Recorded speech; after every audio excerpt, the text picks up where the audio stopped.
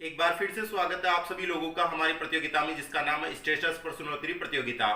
कल का जो विनर रहा था उसका नाम है विष्णु शर्मा। क्लैप हो जाए, तालियां हो जाए एक बार विष्णु शर्मा के लिए, जिसने सबसे पहले और सबसे ज्यादा क्वेश्चनों के सही आंसर दिए थे।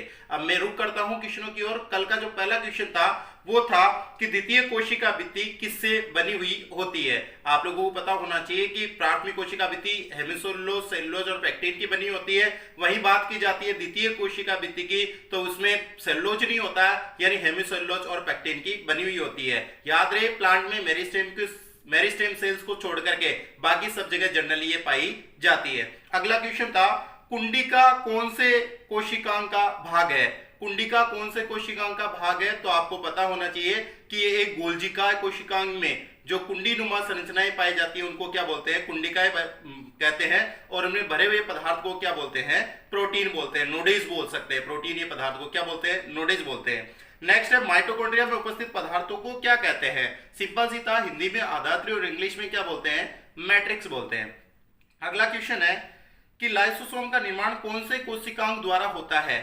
जो प्रोटीन के पैकेटों का स्त्राव करता है, लाइसोसोम में एंजाइम पाए जाते हैं, एंजाइम की प्रकृति प्रोटीन ही होती है। तो यहाँ पे राइट आंसर जाता है इसका, वो क्या जाता है, गोल्जिकाय। गोल्जिकाय होता है वो लाइसोसोम का क्या करता है, निर्माण करता है। मित्रों ये क्वेश्चन बहुत बार आया हुआ भी है।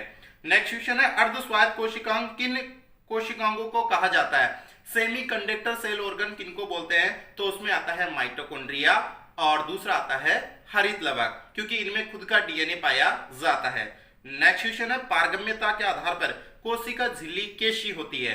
पारगम्यता के आधार पर कोशिका झिल्ली अर्ध पारगम्य होती है, और इससे भी मोर करेक्ट आंसर जाता है चयनात्मक पारगम्य होती है। नेक्स्ट क्वेश्चन है गोल्जिकाय को सर्वप्रथम किसमें देखा।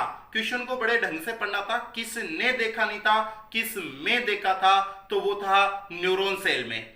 नेक्स्ट है कोशिका में सफाई कर्मी कौन है। कोशिका का सफाई कर्मी यानी कोशिका में अपशिष्ट पदार्थों को नष्ट करने की वाले की बात थी, और कोशिका में अपशिष्ट पदार्थों को नष्ट करने वाला अपने पास में कौन सा है, सफाई कर्मचारी के रूप में लाइसोसोम।